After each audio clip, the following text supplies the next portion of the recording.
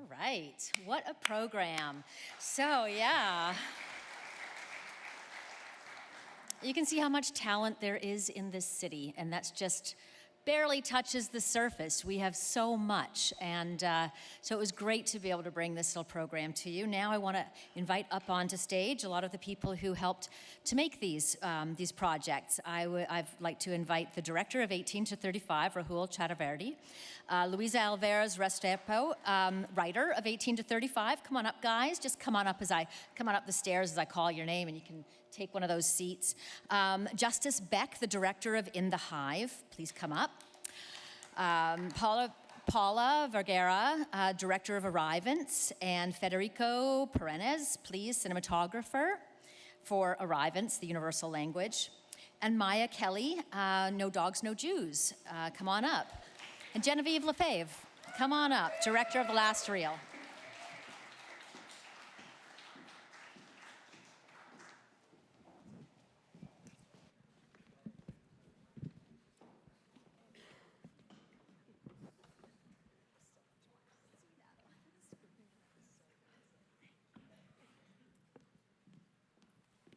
What a great group. How much fun is that seeing your city so many times, so many places. So what I'd like to start with first, if you don't mind, let's just start with you, Rahul. Just go down, say what your name is, what the film was that you were involved in, and the role, and we'll just go down, do a roll call. Sure, I'm Rahul Chaturvedi. I'm the co-creator, director, showrunner of the series 18 to 35. It's a workplace comedy set at a youth hostel in London, Ontario. And what you watched today was one of our mid-season episodes set during the homecoming weekend. It's called Buck Mustang. Hi, I'm Luisa Alvarez Restrepo, writer, one of the writers and one of the executive producers of 18 to 35. Hi, everyone. My name's Maya Siskind Kelly. I am the creator of the film No Dogs, No Jews, and I did all of the roles. Thank you. My name is Genevieve Lefebvre, and I was the writer and director of The Last Reel. My name is Justice Becky, and I'm the director of In the Hive. My name is Paula Vergara. I'm the director of Arrivants. I was actually involved on 18 to 35. I was the, I forgot my English. Designer. Thank you, production designer and associate producer. My name is Federico. I was the writer, cinematographer, editor, and executive producer of Arrivants, which is the first episode of a series of 3 short documentaries. And I was also involved on 18 to 35 as an associate producer and camera operator.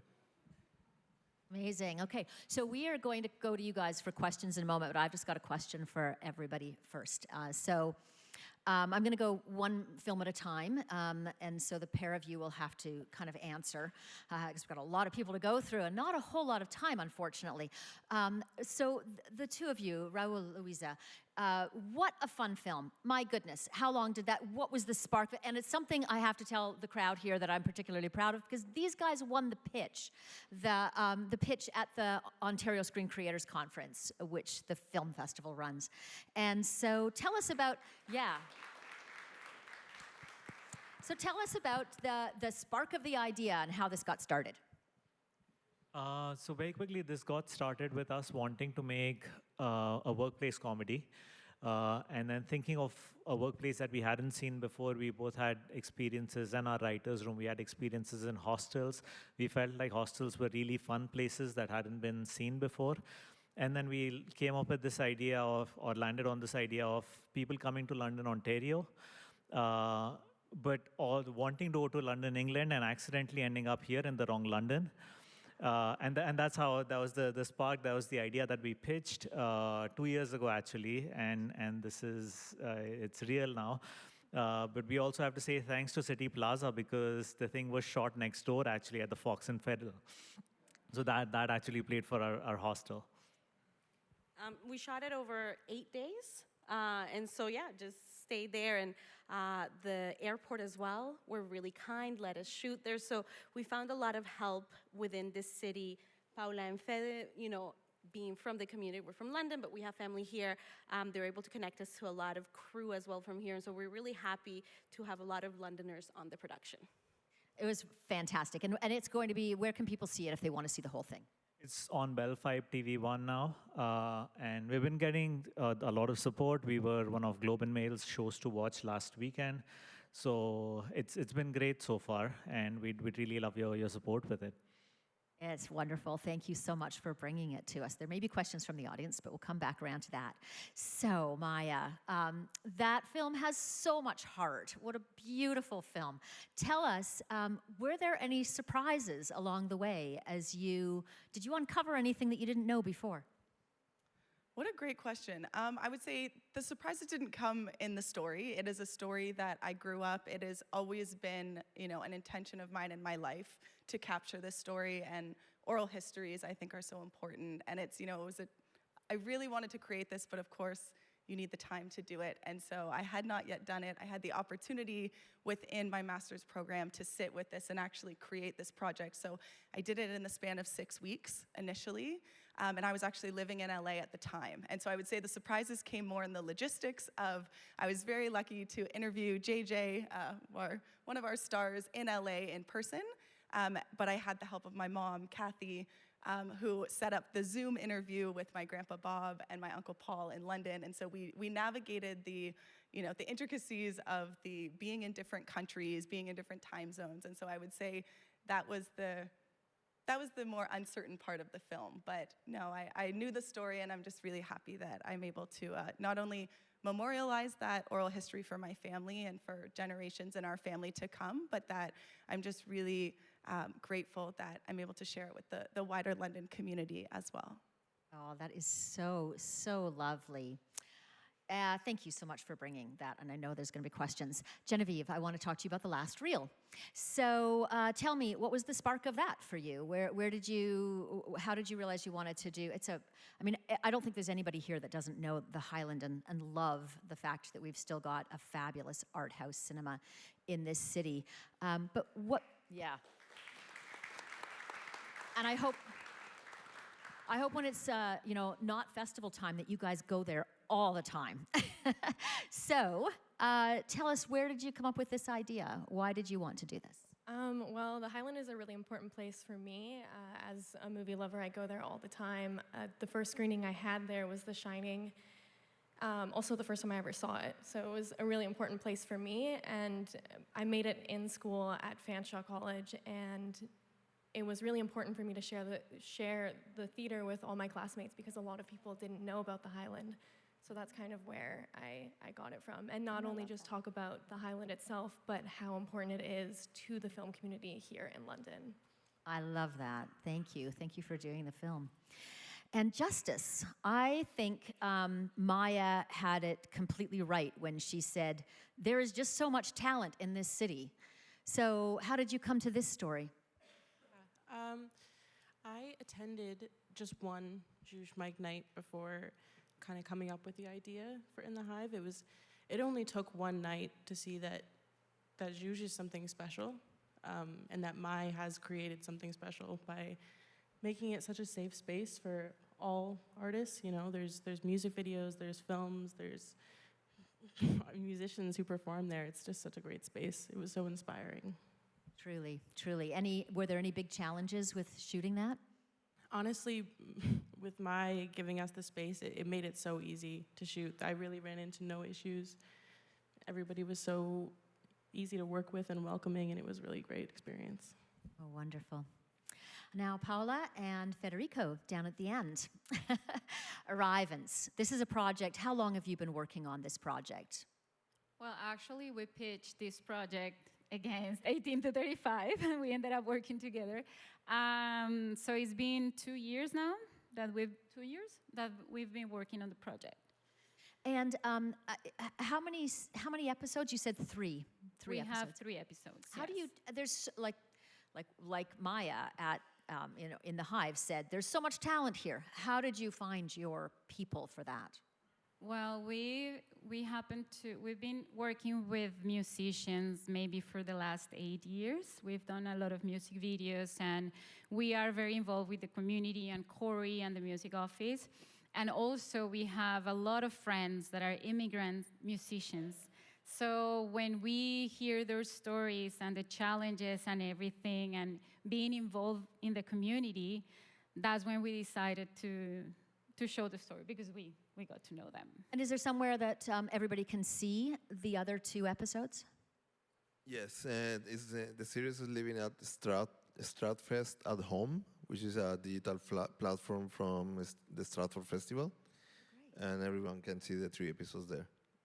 Fantastic. Say that again, the platform? Stratfest at Home. Stratfest at Home. Beautiful. Okay, I'm going to turn to the audience now. Let's see. Are there questions out there? I can't see any hands up. Right here in the front. Do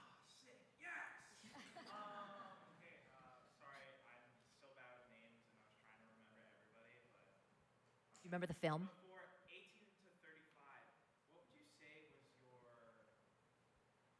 your like reasoning for making this film, and what demographic you want to hit with this film? So in case anybody didn't hear it up there, he's asking, what's the demographic? What was the reason you made this film and the demographic you were aiming at? It's a nice way of asking, why would you make that? Like, why would anybody make something so bad? We are going after, we were asked this, and when we were trying to pitch, you get asked this, what is your demographic?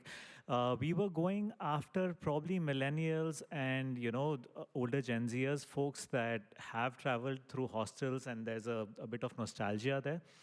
At least our entire team wanted to, live the kind of nostalgia that we've had in hostel travel as much.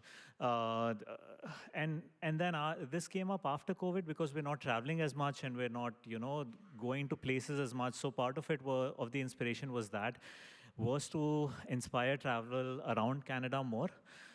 Because like one of our thoughts was that as a say a Canadian, I know more about say the New York and New Jersey. I know about Atlanta. I know about Georgia. I know about LA, all the neighborhoods in LA.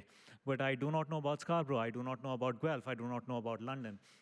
So that was another inspiration was more general, is to have the younger generation and the older ones to travel more. But the sort of hostel culture is something specific that I think is dying out after the millennials, and we thought it would be nice throwback to bring those memories. Well, thank you very much for choosing London to profile, and in such a fun way with so many great shots. It was just really fun. Wasn't that great? So, Maya, I'm really curious. This film that is really, a labor of love about your family, and did you intend to have it come into film festivals, or were you really making it for your family? That's a great question, and I was thinking about that today, actually. No, I definitely did not, start this project thinking that not all of my childhood family photos. There is about 200 million more of those. But no, it was very much created as a project for my family to capture this history that we've all heard from the time we were young, to have the voices of JJ and my grandpa and my Uncle Paul, memorialize the legacies of my great-grandparents, Abe and Evelyn, who I feel like I've known growing up, how frequently their names are spoken in our home. So no, I didn't see it on this stage or at this scale, but once I had completed it, I was really happy with the final product, and I kind of at that moment thought, oh wow, there's an opportunity. I graduated, I had presented it in my class project, but I put another about 30, 40 hours of work into it to bake in the context that was missing when I got to present it to people that I loved and to my class. So I went back to kind of build all of that in to make it what I would hope is film festival ready, and that's kind of within 2025, within the past couple months. That's really when it became a project that's been shared more widely. It worked. It's definitely very, very relevant, and it's a piece of history that's done in a very personal way. And that's the wonderful thing about documentary film, is that it can be done that way. And what I love about all these projects is we've seen, such a range of styles and subject matter and levels of career too. So, it's great. People starting out. Are you thinking that you're going to make this a career now, Maya? Oh, that's a great question. I have so many interests and passions. I feel like the beauty of my current career, I get to do a lot of video and written storytelling. I work for UN Peacekeeping right now, so I'm really focused on kind of amplifying that work and the impact of peacekeepers right now. The film side of things, I definitely think it's a space that I would be excited to remain in, but not a full time. Beautiful. And Justice and Genevieve, the two of you, you're both students, and now what's next for you? I'm currently working on a few independent projects with some really, really great people here in London. Beautiful. I'm in my 3rd year of advanced filmmaking at Fanshawe, and then after that, I'm just going to see where it takes me. Wonderful. Paola, Federico, what's next? What is your next? Have you got another project, or are there more film festivals with this one?